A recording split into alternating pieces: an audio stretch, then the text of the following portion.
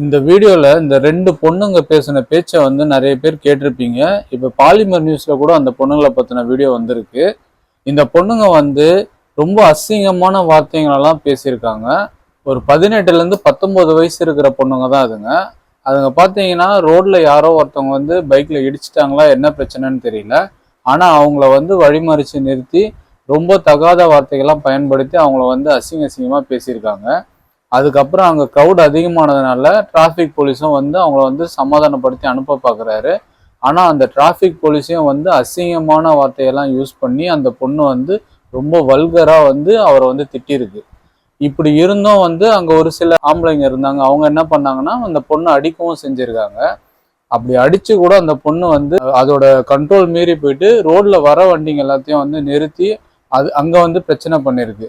இந்த மாதிரி ஒரு பொண்ணுங்கள்லாம் நம்ம நாட்டில் வந்து உயிரோடவே இருக்க தேவையில்ல, அடிச்சே சாவடிக்கிறேன்னு கேட்டால் நான் தான் சொல்வேன். பொதுவாக வந்து பசங்க தான் வந்து கஞ்சா போதையில் வந்து இந்த மாதிரி ஆக்டிவிட்டிஸ்லாம் பண்ணுவாங்க. புதுசாக இருக்குது, இப்போ பொண்ணுங்களும் வந்து போதையில் இந்த மாதிரிலாம் பண்ண ஆரம்பிச்சிட்டாங்க. இதுக்கு காரணம் பார்த்தீங்கன்னா கஞ்சாவும் இந்த குடிப்பழக்கம் தான் இந்த மாதிரி பிரச்சனையெல்லாம் கிரியேட் பண்ணுது.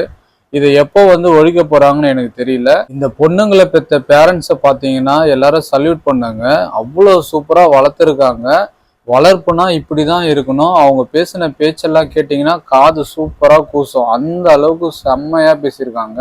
இந்த மாதிரி பொண்ணுங்களெல்லாம் பார்த்தா எனக்கே கோவம் வருது. அந்த ஸ்பாட்ல இருந்தவங்கலாம் சும்மா இருந்திருக்காங்கன்னா பார்த்துங்களா, அத்தனை ஆம்பளைங்க வந்து அந்த பொண்ணு அவ்வளோ அதட்டியும் அந்த பொண்ணுங்க வந்து அவங்கள வந்து அசிங்கமா திட்டினது இல்லாம அடிப்பாங்க இடிப்பன்ற மாதிரிலாம் பேசியிருக்காளுங்க. என் ஏரியாவுக்கு வந்தோன்னா உங்களை காலி பண்றோம் அந்த மாதிரிலாம் பேசியிருக்கு. இதெல்லாம் பொண்ணுங்களோட கேட்டகரியிலே சேர்த்துக்க முடியாது.